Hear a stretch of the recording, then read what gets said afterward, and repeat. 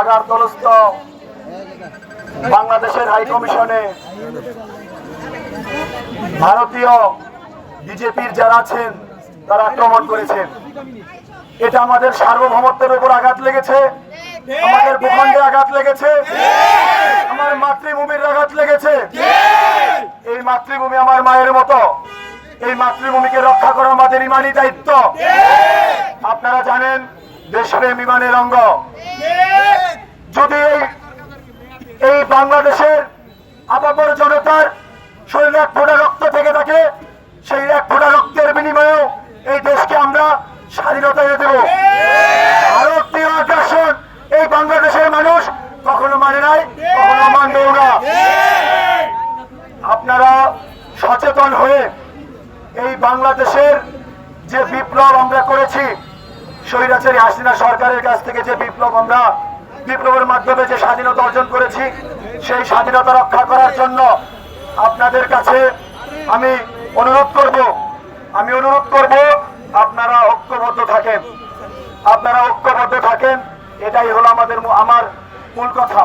ঐক্যবদ্ধ ব্যতীত আপনারা কিছু করেন না। আপনাদের রাগ আছে, রক্ত গরম আছে, এই দেশ রক্ষার কাজে লাগান। এই দেশের মানুষের সাথে ঝগড়াঝাটি করে ভারতের যে দুঃশাসন এই বাংলাদেশের ভূখণ্ডে চলে, সেটাকে আপনারা সফল হতে দেন না। আপনাদের কাছে আবারও করজোড়ে অনুরোধ করি, আপনারা ঐক্য ধরে রাখেন। ঐক্যর বিকল্প আমাদের আর নাই। ঐক্য থাকলে আমরা এই বাংলাদেশকে রক্ষা করতে পারবো, এই বাংলাদেশকে মানুষকে রক্ষা করতে পারবো।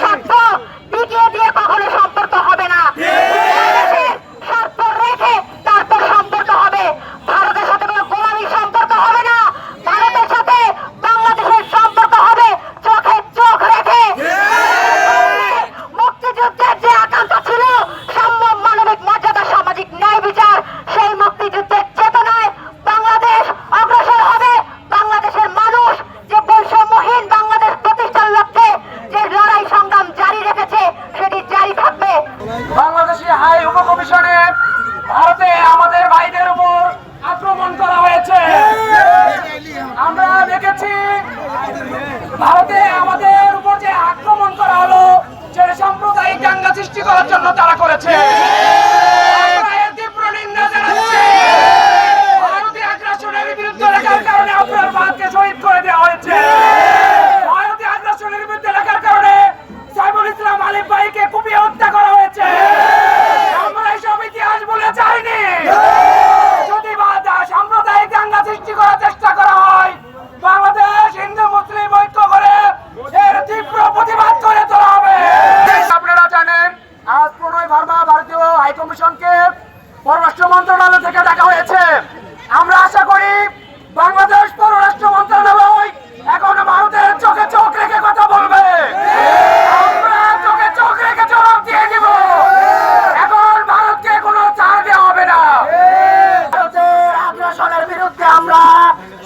সোচ্চার আছি এবং ভবিষ্যতেও সোচ্চার থাকবো।